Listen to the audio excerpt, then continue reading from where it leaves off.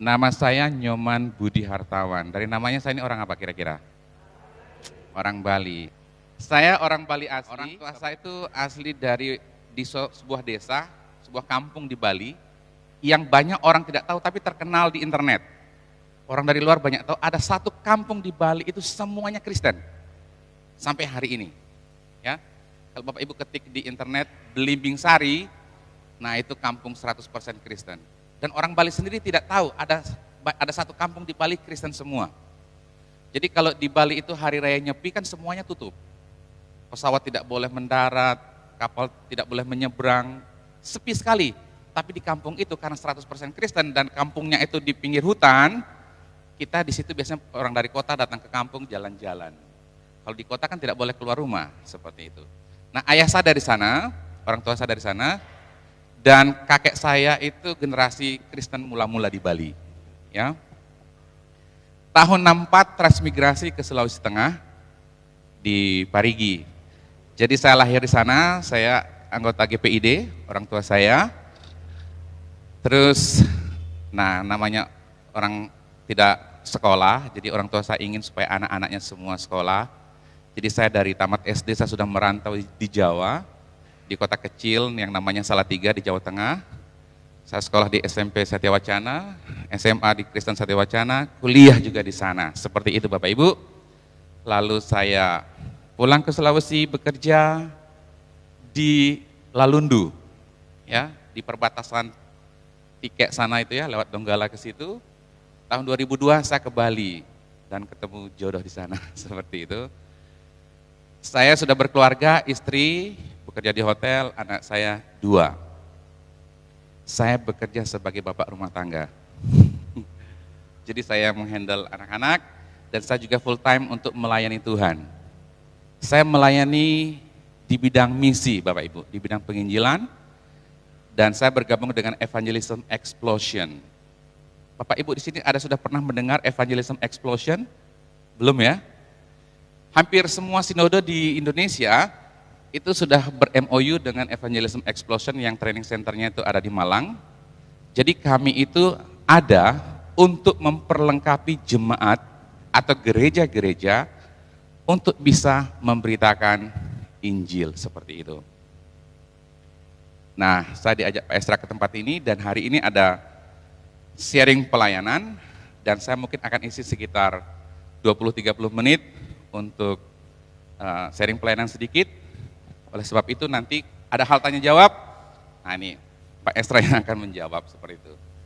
Demikian untuk sementara, dan sekarang saya itu bergereja di gereja Kristen Protestan di Bali. Ya. Untuk pelayanan saya sendiri dengan tim lokal Bali itu melingkupi wilayah Bali, NTB, NTT sampai ke Timor Leste, seperti itu.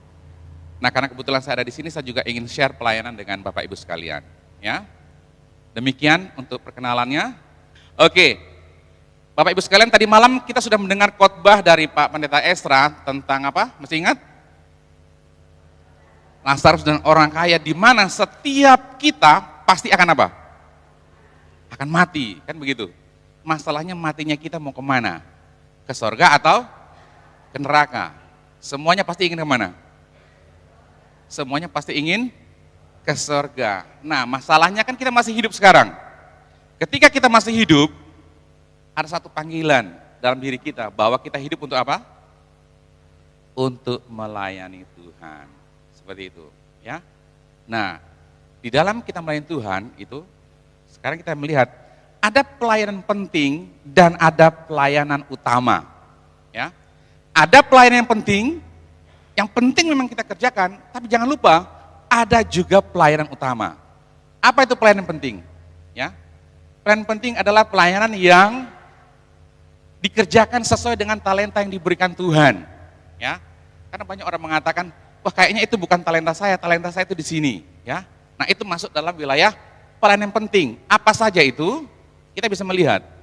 Kalau di gereja ada yang bermain musik enggak? Ada, berarti dia punya talenta dalam bermain musik. Penting enggak bermain musik? Penting, kalau bayangkan kalau tidak ada musik di gereja, itu orang bernyanyi bisa berlomba-lomba. Ya, saya suatu kali hadir di sebuah gereja di Sumba, pedalaman, tidak ada musik. Yang bernyanyi itu yang paling dominan terdengar itu orang yang duduk di paling belakang. Orang belum ketukannya dia sudah ngangkat, seperti begitu ya. Nah ini penting. WL penting enggak? Penting. Tadi malam kalau kita ada ibadah, kalau tidak ada WL, wah susah kita, ya kan? Singer penting enggak? Penting. Tadi malam suara bisa merdu, ada suara 1, suara 2, suara 3, suara 4, ada backing vokalnya, ya Bu ya. Suaranya Ibu bagus sekali. Tamborin penting enggak? Wah kalau ada yang gereja pakai tamborin penting. Aser, penyambut tamu penting enggak? Penting. Kalau ada orang malu-malu silahkan, diarahkan duduknya. Itu penting sekali. Diakonia, pendoa, visitasi, semua ini pelayanan penting. Dan ini berkaitan semua dengan talenta kita Bapak Ibu. Ya. Nah, tapi jangan lupa ya. Apa itu pelayanan utama? Kalau kita sudah tahu itu penting semua, tapi jangan lupa ada itu pelayanan utama. Apa itu pelayanan utama? Pelayanan utama itu adalah tugas wajib yang harus dikerjakan oleh semua orang percaya, apapun profesinya, bukan karena talenta. Oke, saya ulangi. Tugas wajib yang harus dikerjakan oleh semua orang percaya. Bapak Ibu yang hadir hari ini percaya kepada Kristus semuanya? Setuju? Apapun profesinya, mau jadi dokter kah, mau jadi bidan kah, mau menjadi diaken kah, mau apapun itu adalah yang harus kita kerjakan bukan karena talenta. Apakah pelayanan utama itu? Iya. Apa pelayanan utama itu Bapak Ibu? Memberitakan Injil. Bapak Ibu sampai hari ini ada satu bagian dari firman Tuhan, yaitu dalam Matius 28 ayat 19 sampai 20, ya. Kita akan baca bersama-sama. Mari kita baca bersama-sama. Kelihatan Bapak Ibu kecil ya. Karena itu, pergilah, jadikanlah semua bangsa muridku, dan baptislah mereka dalam nama Bapa dan Anak dan Roh Kudus, dan ajarlah mereka melakukan segala sesuatu yang telah kuperintahkan kepadamu, dan ketahuilah aku menyertai kamu senantiasa sampai kepada akhir zaman. Bagian firman ini sampai hari ini masih tertulis di dalam Alkitab kita. Artinya masih berlaku enggak? Masih berlaku. Perintah ini atau amanat ini sampai hari ini belum dicabut sama Tuhan Bapak Ibu. Oleh sebab itu harus dikerjakan. Setuju? Pemberitaan Injil harus dikerjakan. Bapak Ibu, kenapa Bapak Ibu bisa menjadi orang Kristen? Karena dulu ada utusan dari Belanda, dari Jerman datang ke tanah Minahasa memberitakan Injil. Dan hari ini Bapak Ibu bisa menjadi orang percaya oleh karena ada yang datang dan memberitakan Injil. Sementara di tetangga kita, kiri kanan kita, tidak usah kita omong jauh keluar dari pulau dulu. Di dalam pulau kita juga ada orang yang belum percaya dan kita harus memberitakan Injil. Ini suatu perintah, bukan undangan. Kalau Bapak Ibu diundang oleh suatu pejabat, misalkan kalau Pak Bupati kemarin datang terus adakan pesta dan Bapak Ibu diundang, Bapak Ibu itu bisa datang dan bisa tidak. Setuju? Setuju? Karena kita diundang. Tapi kalau perintah harus dikerjakan. Dan ini adalah perintah Bapak Ibu dari Tuhan. Dan makanya ini disebut amanat agung atau the Great Commission. Kemana? Kenapa dia disebut amanat agung? Ya. Pertama, karena yang memberikan perintah atau yang memberikan amanat ini adalah pribadi yang agung. Siapa memberikan perintah ini Bapak Ibu? Yesus. Tadi saya melihat banyak sekali Pak polisi dari semua grup polisi itu pasti ada satu komandannya. Ya kan? Kalau komandannya bilang, tolong pergi dulu ke sana antar ini dos. Kira-kira dia akan bilang apa? Siap laksanakan. Kan begitu? Kalau ada tentara, komandannya bilang, kamu ke sana serang dari sebelah sana. Kira-kira anak buahnya akan bilang apa? Siap laksanakan. Kalau anak buahnya bilang, aduh tunggu dulu ya. Kayaknya berbahaya di sebelah sana. Besok saya bisa pergi. Kira-kira komandannya akan ngapain Bapak Ibu? Wah, marah. Biasanya perwira itu selalu ada pistol. Dan perwira itu kalau ada anak buah yang tidak menuruti perintah, itu dilindungi oleh undang-undang bisa ditembak. Karena dianggap melawan perintah. Ya. Yang memberikan kita perintah untuk kita pergi memberitakan Injil adalah Panglima Agung kita, Jenderal Agung kita, namanya Yesus Kristus Tuhan. Kalau Bapak Ibu hari ini diperintahkan pergi, jadikan semua bangsa muridku, apa jawab Bapak Ibu sekalian? Kok semuanya terpaku sama saya? Apa saya terlalu ganteng kah berdiri di depan gitu ya? Apa jawab Bapak Ibu sekarang? Belum berani jawab? Siap, laksanakan. Tapi senyum-senyum ya. Mau ngomong siap, hati kayaknya bertolak belakang begitu ya. Ketika Tuhan memerintahkan kita, kita harus mengatakan siap, laksanakan. Ini yang memberikan perintah ini adalah pencipta langit dan bumi Bapak Ibu. Yang sudah menyelamatkan kita. Maka ini harus kita lakukan. Masalahnya hari ini gereja banyak berhenti dan tidak memberitakan Injil. Ya. Bapak Ibu ketika mendengarkan khotbah Matius 28 ini sudah berapa kali kira-kira sejak menjadi orang Kristen? Wah, tidak terhitung. 1 tahun minimal 1 kali. 1 tahun ini biasa dikhotbahkan di bulan Mei ya. Bulan misi, bulan turunnya Roh Kudus. Pergi, jemaat harus bersaksi. Amin, amin, amin. Masalahnya setelah itu kita melakukan apa enggak? Kita tidak melakukan. Nah, saya juga tidak menyalahkan jemaat dan ini terjadi di mana-mana Bapak Ibu. Bahkan sampai di Eropa hari ini gereja tutup, ya. Karena apa? Karena tidak ada lagi orang yang mau datang ke gereja. Kalau ada orang datang ke gereja itu hanya yang tua-tua saja.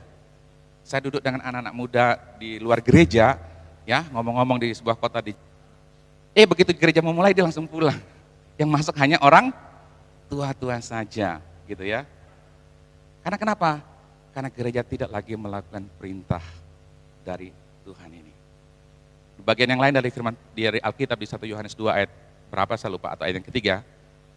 Orang yang mengenal Allah adalah mereka yang mau melakukan apa yang kuperintahkan.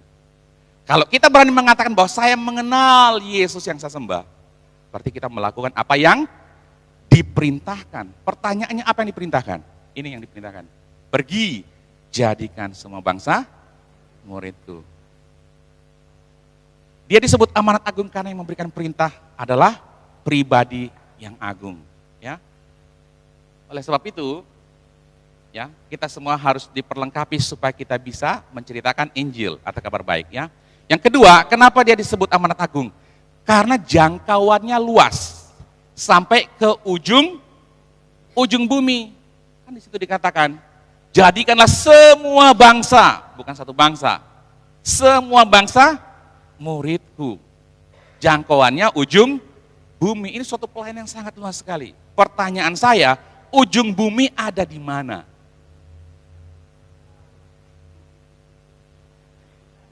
Hah? Iya, betul. Bumi itu bulat, terus ujungnya di mana? Nah, ini saya kasih tahu ya. Setiap jengkal tanah yang engkau pijak itu adalah ujung bumi. Jadi jangan berpikir begini, aduh kayaknya kalau saya pergi ke Afrika, kalau saya pergi ke sana terlalu jauh. Lihat kiri kananmu, lihat temanmu di kantor, itu juga adalah ujung bumi. Kita pergi, kita cerita. Oke? Nah, jangkauannya luas pelayanan ini, ya. Saya juga heran, saya juga kenapa saya bisa sampai ke sini. Saya tidak ada rencana Bapak Ibu, betul. Ini Pak Pendeta Esra itu rupanya kemarin dia baru kasih tahu saya. Dari sekian tahun yang lalu saya itu ingin pergi ke Sangir Talaut gitu ya. Baru hari ini kesampaian gitu kan. Dan saya juga bilang, saya juga baru kali ini juga berarti kita sama-sama begitu kan. Dan saya pikir juga ada rencana Tuhan sehingga saya juga bisa share tentang hal ini kepada Bapak Ibu, ya. Yang ketiga, kenapa dia disebut amanat agung? Karena apa? Dia bernilai kekal, ya. Pelayanan penginjilan itu bernilai kekal, ya. Bapak Ibu di Matius 6 ayat 19 sampai 20 itu ada bagian yang mengatakan janganlah kita mengumpulkan kekayaan di bumi karena apa? Ngengat dan karat merusak. Tapi kumpulkanlah kekayaan di mana ngengat dan karat Pertanyaan, kekayaan apa yang kita akan kumpulkan di surga? Kekayaan apa yang tidak dimakan dengan ngengat dan karat? Kekayaan apa yang bernilai kekal? Jiwa-jiwa Bapak Ibu. Amin. Jiwa-jiwa itu bernilai kekal. Bapak Ibu bisa bayangkan kalau di surga kelak, ketika kita lagi menyembah Tuhan begini ya, berhadapan dengan Tuhan. Terus tiba-tiba ada yang datang sama Bapak Ibu. Bapak, terima kasih. Kalau bukan karena ceritanya Bapak itu yang datang ke rumah saya mungkin tidak ada di sini. Wah, hati kita pasti akan sangat berbunga-bunga sekali. Ya. Kalau misalkan saya melayani Tuhan dengan karunia kesembuhan, KKR kayak tadi malam, dengan ada mujizat, saya yakin sekali pasti yang datang lebih banyak. Setuju? Di mana-mana KKR mujizat pasti yang hadir lebih banyak karena banyak sekali orang ingin mendapatkan kesembuhan. Kalau hari ini Bapak Ibu datang ke tempat ini dan saya mengatakan saya itu bisa menyembuhkan, saya yakin sekali Bapak Ibu akan datang dengan keluarga yang sakit. Orang yang tadinya kakinya jalannya begini, kalau misalkan saya berdoa sembuh, kira-kira saya menjadi orang terkenal enggak? Terkenal enggak saya? Sangat terkenal. Kira-kira diundang enggak datang ke tempat ini lagi? Pasti diundang Bapak Ibu. Pasti saya menjadi terkenal. Tapi ketika orang disembuhkan, orang lumpuh berjalan, orang buta melihat, surga bersuka cita enggak? Ada ayatnya? Surga itu biasa-biasa saja. Kenapa? Karena nature-nya surga seperti itu. Mujizat itu biasa bagi surga. Yang membuat surga bersuka cita, bersorak-sorak apa? Ketika ada satu orang bertobat dan mengaku Yesus itu adalah Tuhannya Bapak Ibu. Setuju? Orang lain mungkin tidak lihat. Di suatu pojok ruangan kita sedang menuntun orang untuk terima Tuhan secara pribadi. Surga bersuka cita. Bahkan memberikan standing applause. Wah, itu luar biasa Bapak Ibu. Ya. Bernilai kekal. Kalau hari ini ditanya sudah berapa jiwa engkau bawa ke bawa kepada Tuhan? Dulu saya tidak bisa jawab. Saya memang lahir di tengah keluarga Kristen, tahu cerita tentang kekristenan, hafal semua, ya. Tapi ketika ditanya, saya aktivis persekutuan Perkantas. Ketika ditanya sudah berapa jiwa dibawa kepada Tuhan, saya tidak bisa jawab. Karena jujur, saya tidak pernah menuntun orang terima Tuhan secara pribadi. Tapi ketika saya diperlengkapi dalam suatu pelatihan dengan suatu metode penginjilan yang sangat santun, yang sangat baik, yang sangat ramah lingkungan, kemanapun saya pergi enak sekali. Saya sambil setir mobil, saya sambil naik pesawat, saya sambil main catur, saya bisa menceritakan Injil. Ya, dan menuntun orang untuk terima Tuhan secara pribadi. Bahkan juga secara massal Bapak Ibu. Sehingga ketika ditanya sudah berapa jiwa dibawa kepada Tuhan, jujur juga saya tidak pernah menghitungnya. Tapi hati saya sangat bersukacita dan di surga juga bersukacita. Lebih bersukacita lagi ketika melihat mereka-mereka yang sudah diinjili diperlengkapi melakukan hal yang sama seperti yang saya lakukan. Dia juga bisa memberitakan Injil. Bayangkan baru percaya 3 tahun sudah bisa pergi untuk memberitakan Injil. Wah, itu hal yang luar biasa. Ya, ini pelayanan bernilai kekal, makanya disebut amanat agung. Ya, yang keempat, kenapa dia disebut amanat agung? Karena pelayanan ini sangat mahal. Ya, sangat mahal. Matius 16 ayat 26 mengatakan, apa gunanya seorang memperoleh seluruh dunia tetapi kehilangan? Kenapa dikatakan sangat mahal? Karena nilai harga sebuah jiwa itu sangat mahal Bapak Ibu. Sekarang saya tanya, berapa harganya Bapak Ibu? Kalau saya ini orang kaya, punya uang sekian ribu triliun, ya, berapa harganya Bapak Ibu?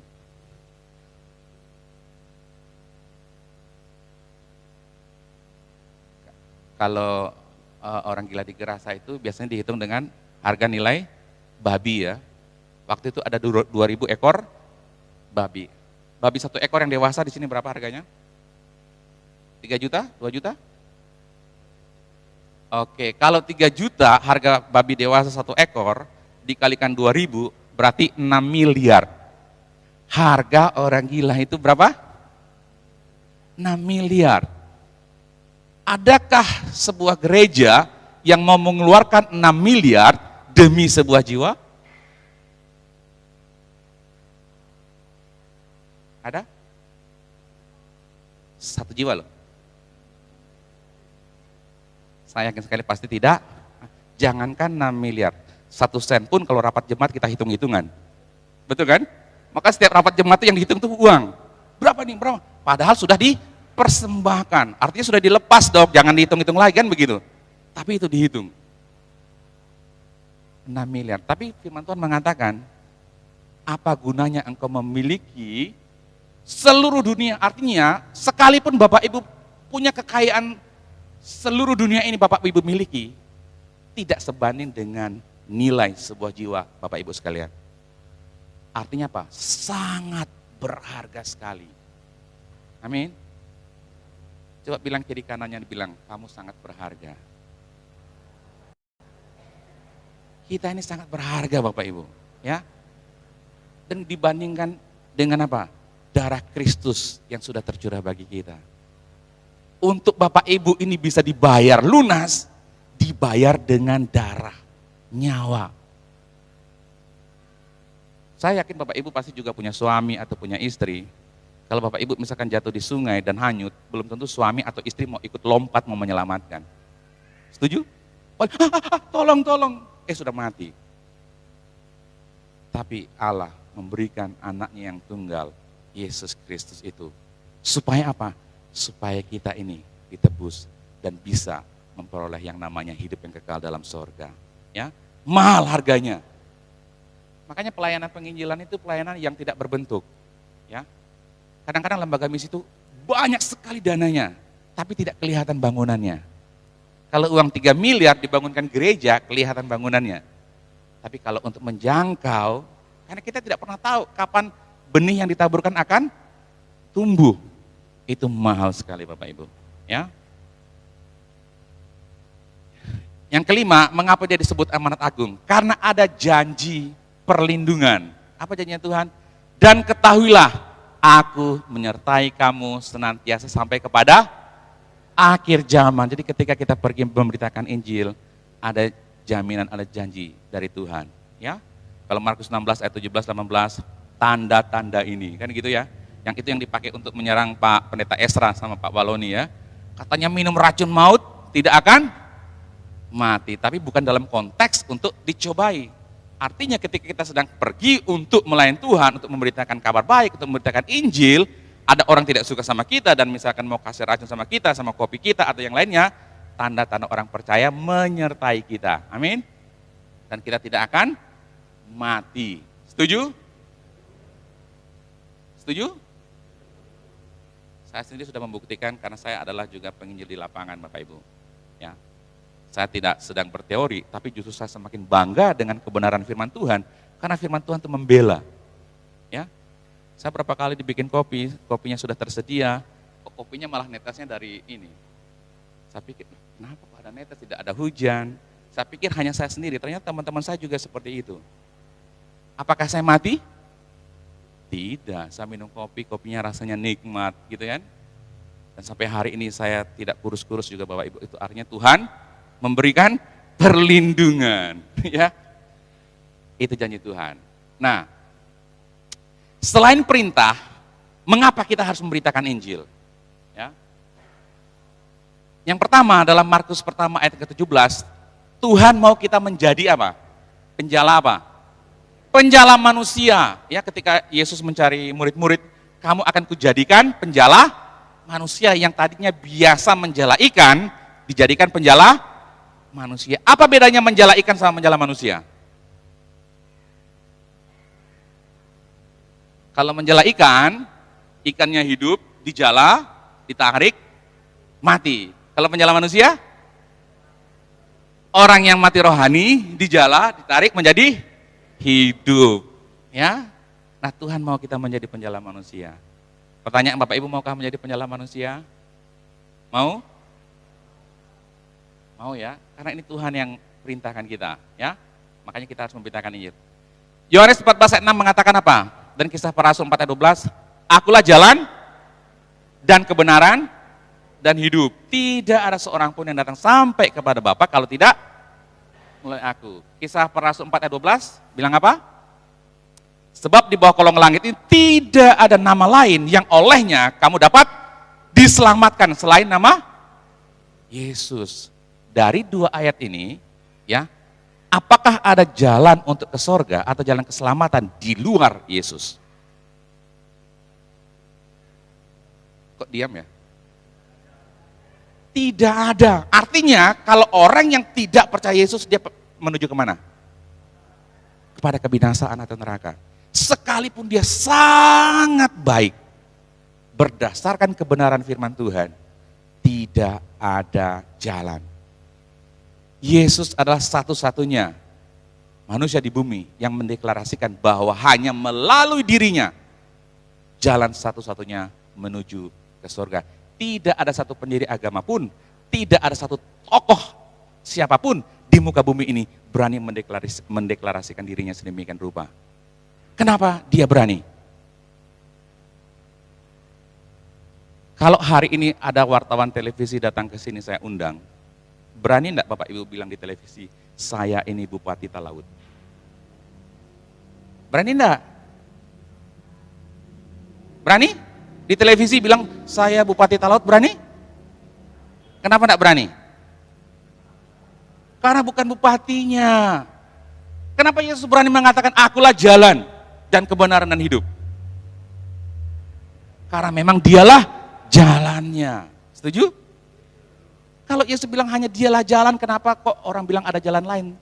Kalau dia bilang satu jalan, ya berarti satu jalan. Kalau dia bilang dua jalan, ya kita tinggal ikut karena dia adalah Tuhan yang berbicara. Kalau Tuhan sudah berbicara dan kita tidak yakin, siapa lagi yang kita mau yakin? Penjual obat? Kan tidak. Kalau Tuhan sudah berbicara, kita harus yakin. Ya, makanya ini bagian yang sangat penting. Ada setiap hari ada banyak orang, beribu-ribu orang berbaris menuju ke jurang maut. Di manakah kita orang percaya yang harus menceritakan kepada mereka? Ya.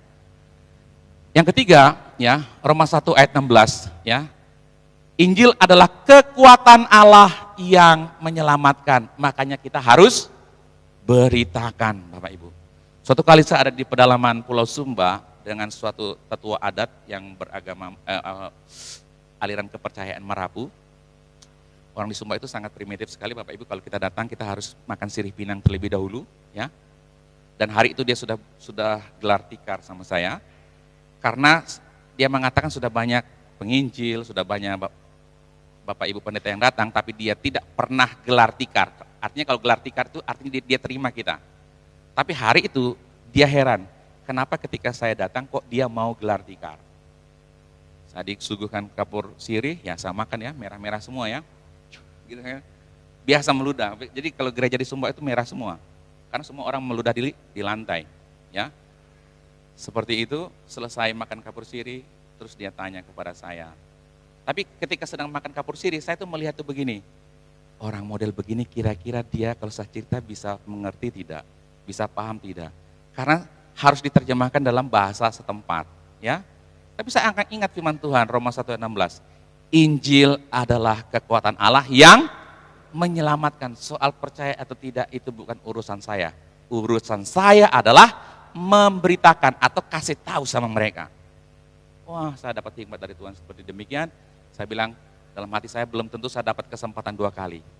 Dia percaya atau tidak percaya, tugas saya adalah memberitakan.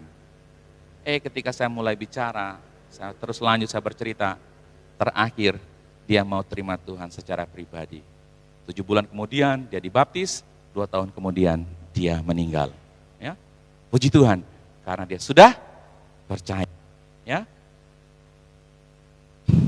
Roma 10 ayat 13 sampai 15, ya, inti pelayanan Kristen harus ada yang diutus. Supaya apa?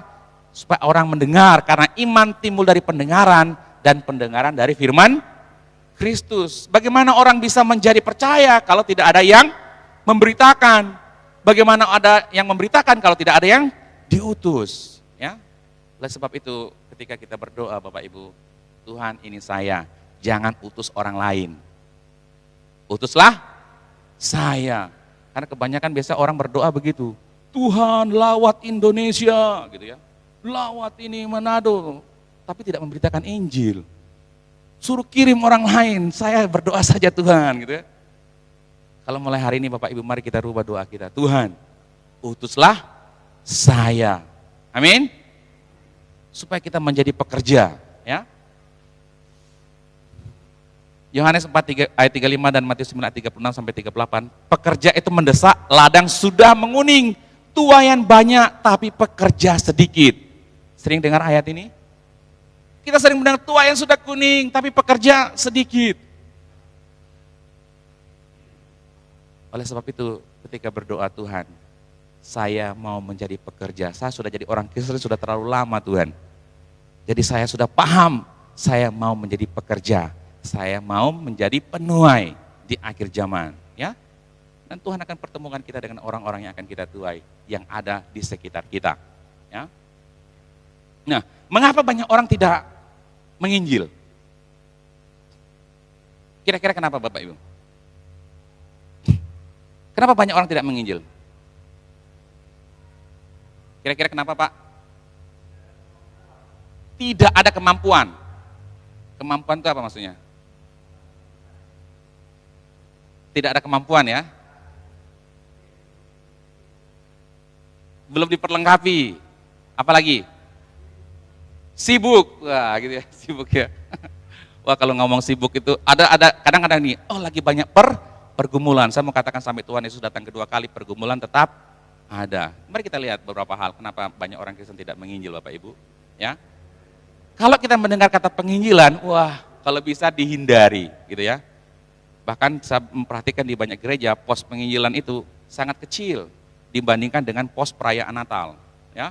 Kalau kita merayakan Natal bisa 80 juta, di penginjilan hanya 2 juta, hanya apa gitu kan. Padahal inti utama, esensi utama Tuhan menjadi manusia adalah untuk menyelamatkan, ya.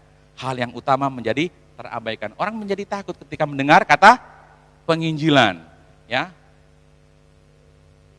Nah, kenapa orang takut menginjil? Karena kenapa? Biasanya takut akan tanggapan yang belum diketahui, gitu ya. Nanti dikira saya itu begini, nanti kita omong begitu dikira begini, dikira melecehkan, dikira menghina, gitu kan ya. Jujur, kalau kita sudah diperlengkapi, kita sudah tahu caranya, ya, ini hanya asumsi, ya, yang membuat atau menahan Bapak Ibu akhirnya tidak memberitakan Injil. Ini cara iblis untuk kita tidak menceritakan Injil, ya, dalam banyak hal, ya. Saya sudah ratusan kali saya bercerita dari kampung ke kampung, dari rumah ke rumah, ya. Saya tidak pernah dibanting pintu, saya tidak pernah diusir orang, saya tidak pernah ditempeleng orang. Justru saya diajak makan sama tuan rumah. Karena kenapa? Injil adalah kabar baik. Setuju nggak dengan saya? Kalau Injil adalah kabar baik, orang tidak mungkin menolak. Tapi sering yang ditolak itu adalah yang membawanya. Karena kenapa? Caranya yang tidak elok sehingga orang menolak seperti itu, ya. Apalagi takut gagal.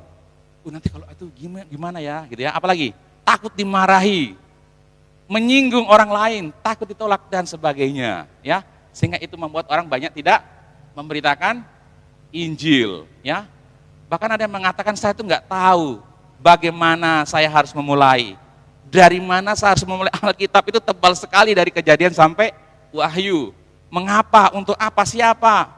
Sehingga kalau begitu saya bingung, lebih baik saya tidak usah menginjil. Ya, ini juga banyak. Kalau tadi dikatakan tidak punya kemampuan seperti itu, ya. Nah, hal yang lain juga kenapa orang tidak menginjil itu karena di dalam hati kita belum yakin apakah kalau saya meninggal dunia hari ini saya pasti masuk surga. Penting nggak pertanyaan ini Bapak Ibu? Kadang orang sendiri ragu, saya memberitakan Injil, saya ini masuk surga enggak ya? Makanya tadi malam itu Pak Pendeta sudah sangat menegaskan sekali. Ketika kita percaya kepada Kristus, kita pasti masuk surga.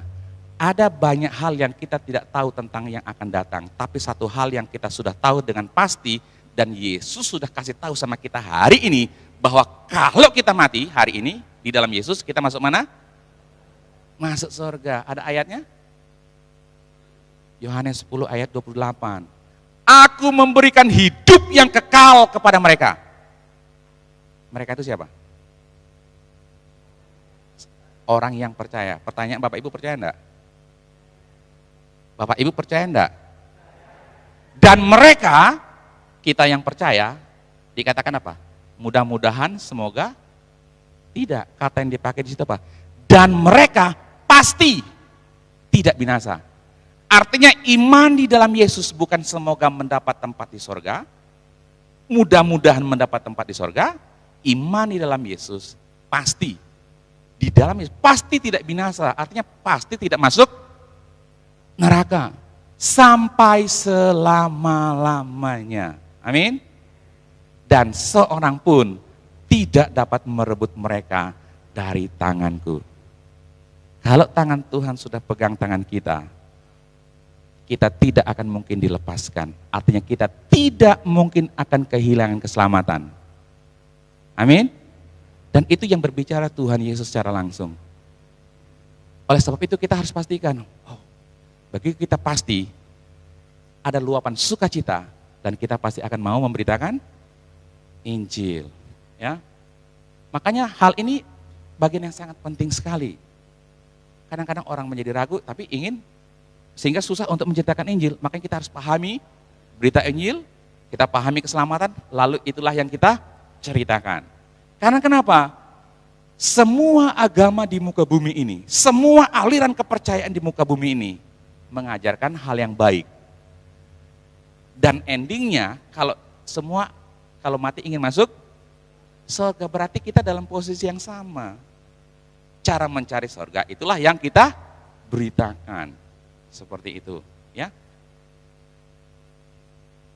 Nah, oleh sebab itu kita perlu diperlengkapi Bapak Ibu, ya.